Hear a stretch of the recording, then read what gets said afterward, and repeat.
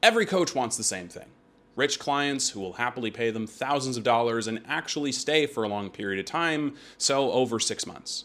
The only question is, how do you find them? And the answer to that has nothing to do with your pricing, your skills as a coach, or how big your following is on social media.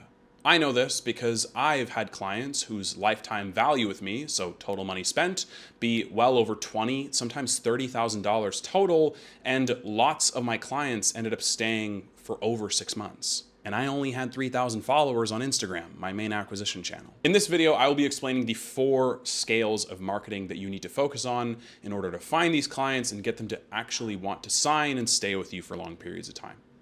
The first 2 are well known in the marketing community, and the last 2 are a bit more abstract and might sound counterintuitive at first, but they are the most important part of this entire equation. The first level is they are unaware. They don't know they have a problem. They are completely ignorant to their situation. And as we go through these levels, you will see how you talk to somebody at level 1 is radically different to how you talk to them at level 5.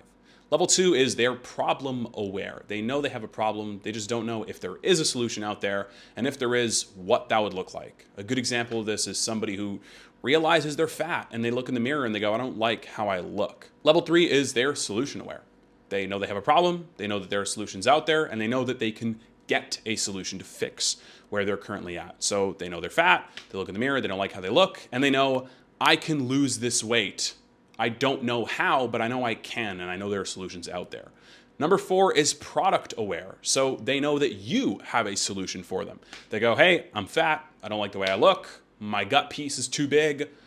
I know there are a lot of solutions out there, but I know you have a solution for me as well. Level 5 is they're most aware. They know about your solution, they know about the mechanism, they've watched your content, and they are very interested in actually working with you because they have enough context around what it is you do. So how you talk to somebody who's most aware and how do you talk to somebody who's unaware are completely different processes for good reason. So that's the first scale of marketing. The second is market saturation. So the first is, where is the person in their client journey? How do they see themselves? How do they see the world? How are they feeling about their situation? The second is, how saturated is the market and how skeptical are people? So if a market is at level 1, it means it's completely unsaturated. You can just make any claim and people will buy. A good example of this is 7-minute abs or 8-minute abs or whatever it was. I can't remember. But 8-minute abs. Fitness DVDs were not a thing at the time, and because it was a completely untapped market, you could just tell people they'd get abs in 8 minutes and they bought it. Level 2 is you need to make a bigger claim. The market is starting to get more saturated, so you need to say something better than what people saw before. If you've seen the movie There's Something About Mary, which is hilarious, by the way, if you haven't, you know what I'm talking about when Ben Stiller picks up the hitchhiker and he goes, yeah, I got something better than 8-minute abs, 7-minute abs. People are going to get abs in 1 less minute. And then Ben Stiller goes, oh, well, what happens when somebody creates 6-minute abs? And the guy loses his shit because he's like, that's not how it works. You can't get abs in 6 minutes. And that just goes to show you that the market's still underdeveloped. You just need to make a better claim than what the first person was saying. Level 3 is now the market's getting fairly saturated. You need a unique mechanism. So everybody's heard about 8-minute abs or 7-minute abs. So you need something else that's going to actually pique their interest. I think that a better example of this would be online fitness coaching. It's not just about general health and losing weight anymore. It's about, well, you need a unique mechanism, drop 20 pounds, add 3 to 10 pounds of lean muscle.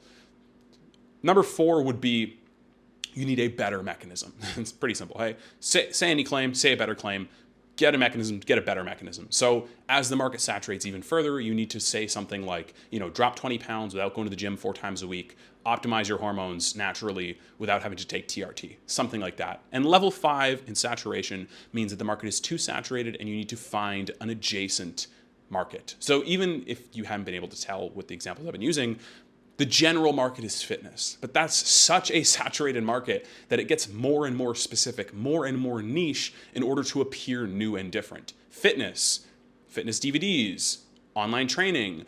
As the market gets filled with more people trying to sell stuff, different subsections are created. And if you're in a subsection that everybody sounds too similar, it's getting too saturated, then it helps to break off into an adjacent submarket that sounds slightly different than the one that you were in before. It sounds new, it sounds different, there's not as much competition, especially when you develop a unique mechanism in a market that's at level 3 or 4. So these first two are really crucial for attracting rich clients because you get to speak to them exactly where they're at when you follow number one correctly. And number two, you get to understand where they're hanging out. You're not going to find rich clients who want to pay a premium if you're trying to fight for space in a level 5 saturation market. The third scale is the scale of consciousness. This one doesn't have specific levels from 1 through 5 that you can measure like the first two did. It's a bit more abstract. But it matters because how you speak to your clients determines how they react to your marketing. If you speak to people like they're fucking idiots, you're going to attract fucking idiots. If you speak to people like they're responsible, accountable decision makers who are fully, take ownership over their situation, you will find people like that. If you talk to people like they're stupid or try to use slick marketing to just get people in, you will find people who want exactly the thing you said you'd get, even if you can't get it. So a good example is Dan Bolton, my mentor, a former mentor. He's on hiatus now, but I was still in the group chat with him and stuff like that. But Dan Bolton talks about in his offer doc, he doesn't want to twist people's arm. He doesn't want to convince people on sales calls. If you've seen his content and you resonate with what he does, you'll sign up. And he's created a community like that because he spent so much time putting out content on this level of consciousness, talking to people in this way. So now that the audience he's built, the people who buy his programs, line up perfectly with how he talks to them. Another example would be, and I'm not going to say names of people I've seen like this in the market, but companies with high claims and elaborate guarantees, they're going to find people who need a guarantee in order to take the leap. They're not going to find people who are super accountable and are willing to buy into their process. They're going to find people who need that guarantee and are in a more scarcity mindset than one of abundance, and they respect the person, they see them as an authority. They're just going to find the people who are like, oh, I need this result no matter what. I'm willing to sign whatever contract in order to guarantee it, even if that company doesn't actually have the skills or resources to get them that result. And then it just becomes an entire mess. And the fourth scale is the scale of worthiness. This one's very important and one that I ran into early in my career. If you get the first three correctly, because rich people who want to stay with somebody for a long period of time and grow with them want somebody who's at a high level of consciousness. They don't want to be spoken to like they're an idiot. If you nail all three of those, you get where they're at in their journey, you understand what market that they're hanging out in and what they're going to find attractive, and you talk to them like they are accountable, responsible decision makers, but you don't feel worthy of it, all of this falls apart. None of it matters. If you truly don't think on a deep level, yeah, I deserve to be talking with these people. I deserve to be coaching these people. I deserve to be leading these people through a valuable transformation, and I feel secure. I don't need them to sign on as validation I can't give myself. I don't need their money as some type of I've made it moment. Then it's not going to work. If you get level 1 correct, you understand where they're at. If you get level 2 correct, you know what they're going to find valuable and what market they're going to be hanging out in.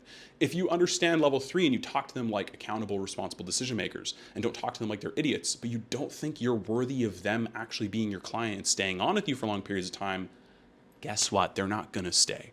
And this is something that I had to learn early on in my career. This is something that I continue to learn because I see it in other people. I learn more about myself, peeling back the layers, gaining more awareness, that you will always fall, not to the level of your systems like Atomic Habit says, you will fall to the level of your self-image and your level of self-worth. If you have the systems in place that allow you to be productive and you have everything and you lock yourself in a room and you have the binaural beats going and you have your coffee and you don't check your phone for the first hour, but you don't think you're worthy of the success, your mind is not going to want to go to that unsafe place, which is being successful. If it feels safe not being successful, if unsafe territory is venturing out and making lots of money and attracting these kinds of people you say you want consciously, you're not going to get there. And that's why this fourth one is so important, because it happens on an unconscious level. And until you learn how to make that conscious and choose differently to actually build a business where you feel aligned and you feel aligned with bringing these kinds of people on and you feel worthy of them coming on and staying for long periods of time, you're just not going to get there. So make sure you understand where people are at. Make sure you understand what they're going to find valuable and how to position it properly in a specific market. Make sure you talk to them in a high consciousness, high frequency way, and make sure that you feel worthy of all this. Otherwise, none of it's going to matter. That's today's video, though. I hope you found it helpful. If you did, let me know in the comment section, drop a like. And if you want my help adding 10 to 20K a month consistently through video content, content ecosystems, unique ideas, and inner work, reach out to me on Instagram. There's no pressure to get on a sales call or anything like that. I'll just drop you the information. Reach out. It's in the description below. And I'll see you guys in the next video. Peace.